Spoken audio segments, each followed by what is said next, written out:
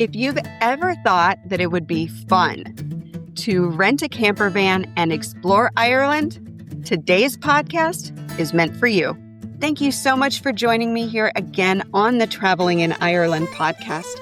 Today we are taking to the road, and we're not just talking about driving in Ireland, but we are talking about driving a camper van in Ireland. This is something that is becoming more and more popular. So I have brought in Sandra Willis, the Chief Explorer at Motorhome Roots Ireland. Sandra and her furry co-pilot have been exploring Ireland in their camper van, and her website offers motorhome itineraries and helpful advice for your own adventure. So Sandra, thank you so much for coming on to talk with me about this topic, because it is getting more and more popular all the time. Yes, no, thank you. I'm delighted to be here. And yes, motorhome, camper van, RV travel is massive, particularly in Ireland now. We had an RV for many, many years here in the U.S. And as a frequent traveler to Ireland, I know that there are a lot of differences between the U.S. and Ireland when it comes to camping and RVing that people do need to keep in mind. They may not be front of mind. So if we could start kind of with the basics, that would be terrific. Okay, yeah. I mean, I've not actually had a camper van or motorhome in America, but I have travelled America and hired cars over there. So hopefully I'm used to that. Obviously, the big thing with here is our roads are smaller. You know, I've had American friends over sitting just in my car having a heart attack when we pass cars going the other way, and this is just a car. So I guess because our roads are smaller, it does feel scarier when you're used to wider roads, but we're very used to passing on these more narrow roads. Well, not only are the roads smaller, but the RVs are smaller. I mean, we had a 36-foot Class A motorhome, so it was a bus. So when you go over there, you're not getting that kind of vehicle. So let's maybe talk a little bit about the vehicle size and who this kind of travel might be the best for. Yeah, I mean, I actually have a relatively small camper van. In fact, it will fit in a normal like supermarket parking space when I go, but it's reasonably high and it has everything I need. It has the kitchen facilities, the sink, the cooker, fridge. And it has a bathroom with a toilet and a shower and things. So everything I need if I wasn't on a campsite. Now, obviously, motorhomes are bigger than that, but from what I understand, probably smaller than what you're used to over there. But the bigger you go, the more you would have to stay on main routes, I would say. If you have got a camper van, you would be able to get a little bit more off the beaten track for exploring. So it kind of depends what you want to do. If you're happy staying mainly on roads and using the bigger campsites, then by all means, you know, the motorhome will give you more space. But if you're really wanting to kind of be a bit roughy-tufty exploring and you can cope without the size, but you can still have the facilities, then a camper van might suit you. I mean, the type of people it travels for, we mainly see over here, it's a lot of retired people who have the time and the freedom to come and explore. And then at the other end of the spectrum, there are sometimes the younger couples and singles who are maybe having a gap year and travelling either over here or Europe. And then, of course, it's great for families as well. There's lots of family activities over here. So if people are maybe in their main summer holidays able to get over here with families, in which case they would probably be looking for a motorhome if you've got a few of you there on the rental market. So what should people keep in mind when they're considering renting a camper van or a motorhome in Ireland? Does the smaller, go with the smallest thing you can fit? Does that hold true? Because it's kind of one of the tenets of renting a car, get the smallest thing you can be comfortable in. Would you say that translates?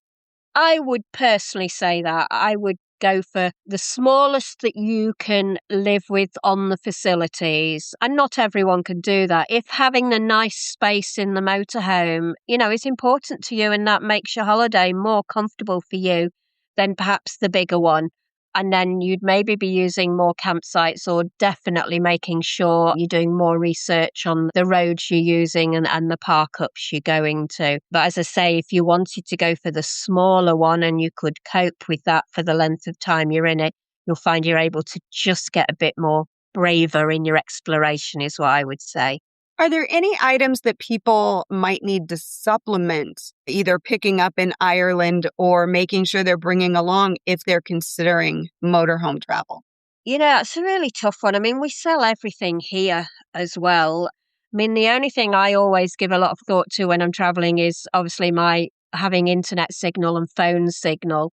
So whether that's buying a SIM card once you get here, or I use these eSIMs these days, the electronic SIMs that you can just download. And I do a lot of exploring around Europe. Some of them I buy before I go, and some of them I buy out there, and they're just instant and you can get on. They're normally a slight bit pricier, but I just find the convenience of them.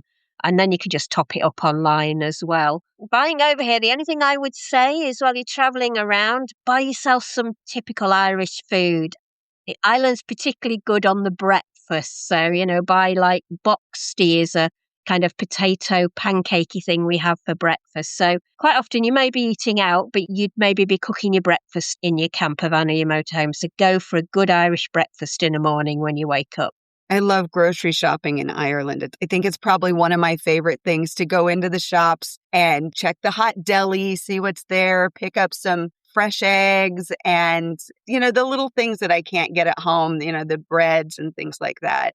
Yes, we have a lot of delis in the petrol stations here, which I originally come from England and we don't have those. But very, very big over here to be able to just go and get a hot lunch or something. You spend forever in your petrol station buying food. There are some that have made it their destination along the motorway, which is kind of fun.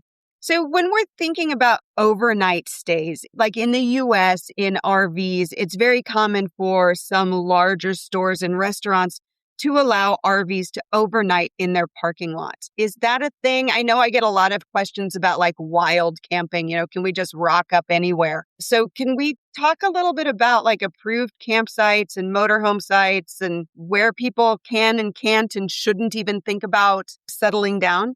Yeah, I mean, we actually have the full range. So we will have your kind of top end campsites, what I call your all singing, all dancing campsites, which not only will have full facilities, but they might have, activities to do and they'll have entertainment on in the evening. So literally, you could always spend several days not going out of your campsite. So we've got those. They're particularly good for families as well. Some of them have amazing family activities on. And then you've just got your normal campsite, which has got full facilities, but you would just really use it for stopping over. But you'd obviously have your toilet and your water and your showers and your electricity. Then stepping down, we have airs, which are very common in Europe as well. And these tend to be areas that camper vans are facilitated in parking. They're generally quite big car parks, and they will have like water and waste disposal. A few of them will have electric, but electric's not always guaranteed, and they normally have a smaller fee overnight. And then the big one, which I suppose is equivalent to your restaurant parking, is, of course, we have pub parking. And I would say that's probably going to be the main thing and main attraction of coming to Ireland. Many of the pubs you can park up at. You just have to get permission beforehand. It's normally expected you would eat and drink in the pub and when you stop in there. And of course, you probably want to anyway. And that's, I would say, a real Irish thing to do, park up in the pub car parks. Even if they're not necessarily one that's on an app or that you see, quite often just pop in and ask. Just say, we'd like to have a meal here tonight and a drink. Would you mind if we stayed in the car park? Most of them will say yes to you. And then wild parking. We call it parking rather than camping, the difference being you're not supposed to have anything outside your vehicle, so you're not putting chairs and things outside. But generally it's tolerated. You should check there aren't any signs saying no overnight. Some places will, but there's lots of places that don't. Unusual rules apply. Just don't park outside houses, leave no trace, support local businesses while you're there. But you will find some absolutely stunning, amazing, remote, wild camping while parking that you can do if you keep yourself discreet. And they're spectacular, spectacular spots you can park up at. Oh, I imagine there are. So you mentioned that there are some apps and tools that you can use for that. Are there a couple you wouldn't mind sharing just to let people get an idea of what they'd be looking at? Obviously, I sell routes with recommendations, which obviously I'll explain a bit more about later. But I mean, I just use the big ones, which I assume are the same in America. Park for Night. I think Park for Night is the better one in Ireland. There is also Search for Sites. I don't find that as good in Ireland as I do in Europe. But yeah, I literally just live off Park for Night. It very rarely lets me down, to be honest. There are so many options on there, lots to choose from. So what is the most common mistake that you see when people are traveling in Ireland by motorhome? I think that the main thing that I've noticed is I think it's the driver's side. There's always a broken taillight. Somebody's backed into something. Taillight's broken. So obviously knowing, your spatial awareness, but what would you say is the most common mistake people make? I've not really seen that. Maybe I'm lucky. The biggest thing we hear all the time is people trying to do too much mileage and pack too much in. Ireland is a small country, especially compared to America, but the roads are slower. So you've got to embrace slow travel. Pick a smaller area and really get to see everything, particularly meeting the people. Irish people are so friendly. Meet the local people. Don't spend all your time behind a steering wheel doing big distances. You're likely to get stuck behind tractors regularly. Most of the roads you're okay to navigate around. One of the tips, and it will be different in different areas, is go round the same way, same direction as coaches or bigger vehicles do. So you don't meet them head on one of the narrower roads. They all have a direction that they travel, like around the Ring of Kerry. And avoid our little roads, which are called L roads. They're the ones I call tufty roads with grass growing up the middle. You'd be all right in your camper van, but the bigger vehicles, I would avoid L roads, just stick to the main ones. But I would say pick one area and do it properly. Don't try and do the whole of Ireland in 2 weeks because you'll just be exhausted and not see very much. You'd be better just doing one area for 2 weeks. Smart advice. Thinking about that, like you said, your website, Motorhome Roots Ireland, which will be linked in the show notes so people can very easily find it. You help people to plan their adventures. So tell me a little bit about your business. I'm really actually very interested in the backstory. What brought this on? When did you decide to start traveling through Ireland in a motorhome? I'm originally from England and I ran an events company for 20 years. So my background is kind of planning and events. I then sold it and I moved onto a narrow boat in England, a canal boat. And I travelled the waterways over there. And then 6 years ago, I moved to Ireland with my boat. I had the boat shipped over. So I've always kind of been interested in travelling. I then fell in love with Ireland and bought a camper van over here so that I could explore Ireland further. And I was always off doing things. And lots of people kept saying to me, how do you find these things to do? We've lived here all our lives and didn't know you could do that. But I adore researching and planning and exploring and finding things to do. And lots of people said, we just find you really inspiring on all the travelling you're doing. And I suddenly thought, I'd love to share this, share my knowledge, find the things I find to do. And that's really where the idea of Motorhome Roots Ireland came up. And to give people the confidence to travel and see things. Ireland is a beautiful country to explore, particularly by motorhome. So what will people find on your website? My website offers a range of themed downloadable motorhome routes. So you buy a motorhome route and you can download it instantly. So you can download the motorhome route. And they might be geographical, like World Atlantic Way or Donegal or Coastal Causeway, but lots of themed ones. We have live music, and we call it crack. It's not as Americans think crack is. It's like fun and music and laughter. It's spelt differently, CRAIC. Paws and Claws, which is a wildlife route around wildlife experiences, hiking routes, and many more. I do also offer bespoke planning. So if you want to come over and tell me the kind of things you like, how far you'd like to drive, what facilities you need, and I'll actually design a route specially for you. It's terrific. We obviously mentioned you have your website, motorhomeroots.co.uk, but do you have any social accounts or any place that people can maybe follow you for inspiration of your travels?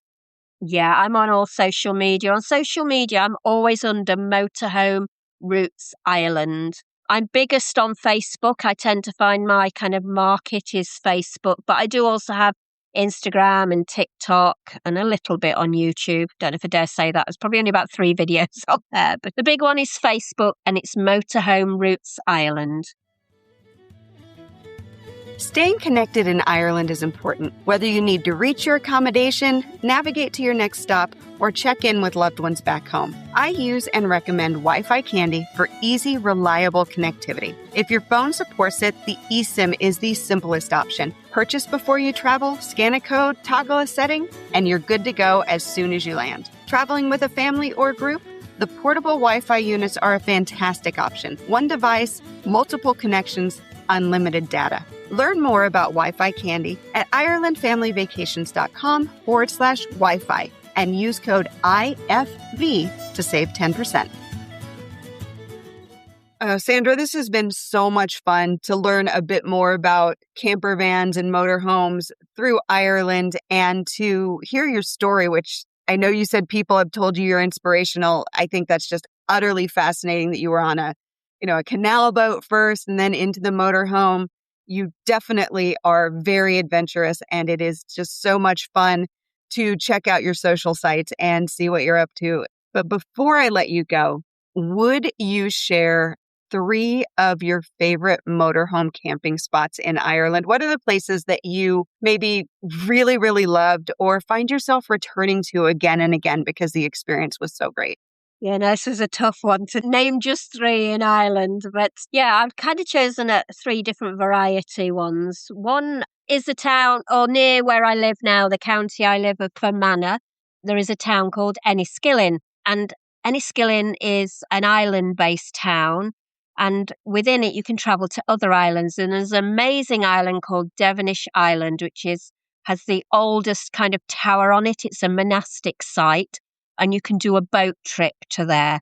Now, there's actually 3 campsites very close to Enniskillen, so you can take your pick and then have this lovely boat trip over to Devonish Island when you get time on there to explore. It gives you a little bit of a break from the driving. So that's kind of my first one. The second one would be, and this is the area I always recommend, if you've only got a short time, I would say go to the county of Donegal. Donegal has it all. It's on the Wild Atlantic Way. It has the beaches and the coast. Now, within Donegal, there's a lovely campsite called Sleepy Hollows, which is I describe it as quite bohemian. But every night he lights a little fire and there's a communal area for people to sit. And all travellers end up swapping stories and notes. Now, near there are 2 amazing churches in Dunlewy. One that's the current one, which looks amazing, but then there's an old abandoned one that you can stand at in the open window and you get the most amazing view down an area called the Poison Glen. I think it's probably one of the best views in Ireland. It's also very near Donegal Airport. Now, I know we're in motorhomes, but Donegal Airport is one of the most scenic airports in the world to land at. So you can go up there, and there is an area for wild camping nearby, which is absolutely stunning. The water's so blue, it looks like you're in the Caribbean. So from Sleepy Hollows, you can do all these things in a day. So that's kind of the second one. And the third one, I couldn't possibly leave without recommending a pub. So there's a pub in a place called Carrick-on-Shannon, which is on the River Shannon, or very near, called Anderson's Thatched Pub. It is run by an incredible gentleman called Gene, and he has motorhome parking in his car park. Now, it's an old-fashioned pub, only open on the weekends, that's like going in somebody's front room. The locals go behind the bar and pull the pints for themselves and just put the money in the till. And then there's random music playing. It's just the audience get up and join in. It's not kind of a band or anything. And it is so, so authentic Ireland. And what you might find is when you wake up in the morning, normally Gene leaves some sort of little gift on your windscreen. When I went, he left fresh bread for everybody. When it was Easter, he left everybody an Easter egg. He's such a lovely, amazing, typical Irish friendly man is what I would say. It's a very special place, Anderson's Thatched Pub. That sounds amazing. Absolutely amazing. Well, Sandra, I want to thank you so much for taking the time to share your knowledge and hopefully give people those answers that they are really looking for when it comes to the idea of traveling through Ireland in a motorhome. Like I said, my show notes will have all the links back to you, and they can definitely follow you for more inspiration and hopefully reach out to you when the time comes for their own Ireland adventure. Yes, thank you very much. If anybody comes over, please don't hesitate to get in contact. If I can help in any way at all, I will. I'd be delighted to show more people Ireland. I don't know about you, but I am adding that pub in Carrick-on-Shannon to the next trip that I am in that area because it sounds incredible. If you enjoyed this podcast, please leave a 5-star review at Apple Podcasts, Amazon Music, Spotify, or wherever you listen to podcasts. If you can't leave a review on your podcast app, visit IrelandFamilyVacations.com/trust and say something nice on Trustpilot. I would really appreciate it. If you have questions or comments about this episode, you can email me, Jody, Jody, at IrelandFamilyVacations.com. As always, thank you so much for listening, and until next time, slán go fóill.